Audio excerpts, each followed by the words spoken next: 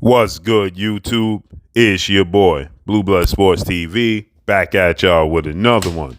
So, we got a bit of breaking news as lightweight, now junior welterweight, Mexican superstar title contender, King Ryan Garcia, who has 23 wins, 1 loss, no draws, 19 wins by way of knockout at 24 years of age, 5'10" with a 70-inch arm reach.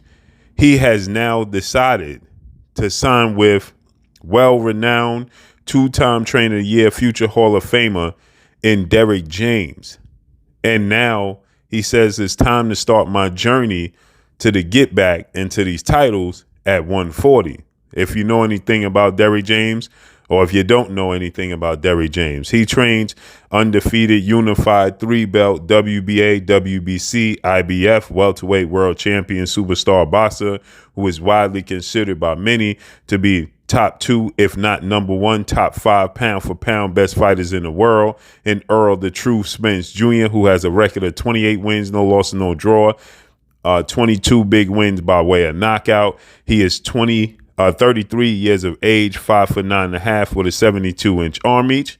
He also trains 3-time junior middleweight world champion, who is the undisputed junior middleweight world champion superstar boxer in Jamel Ironman Charlo, who is 35 wins, 1 loss, 1 draw, 19 wins by way of knockout. He is 32 years of age, 5'11.5" with a 73.5-inch arm reach.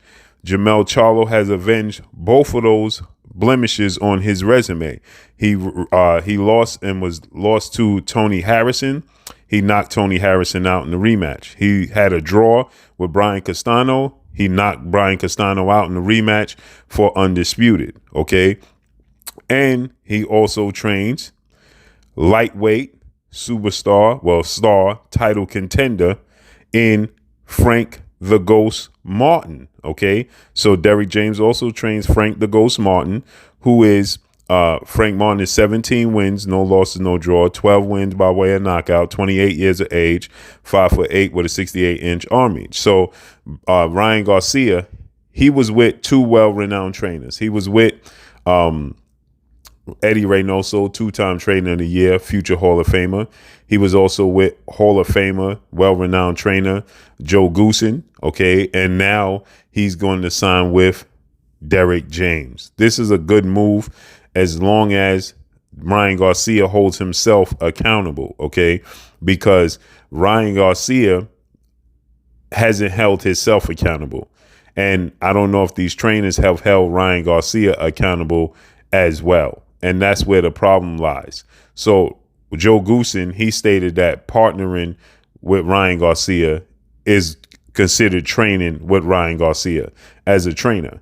We knew going into this highly anticipated showdown with undefeated 5-time 3-division world champion superstar boxer Gervonta Tank Davis, who is now 29 wins, no losses, no draws, 27 big wins by way of knockout, 28 years of age, 5'5" with a 67-inch arm reach, where Ryan Garcia got dropped in the 2nd round and knocked out in the 7th round. Going into that fight, we heard the reports, we heard the rumors, we heard the whispers that Ryan Garcia was only training with Joe Goosen Monday, Wednesday, and Friday on days of sparring. Okay, that's not going to cut it.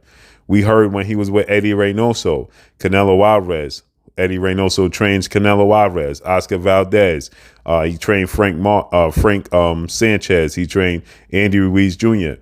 And they stated Ryan Garcia would show up, would tell Eddie Reynoso he's going to be there at 12. Then he wouldn't show up to 2, and then he leaves at 2:30. So he wasn't committed. Eddie Reynoso, he recently stated, it's very difficult to train Ryan Garcia because Ryan Garcia is more focused on being a social media star than being a boxer. Okay, so he stated that it was extremely hard.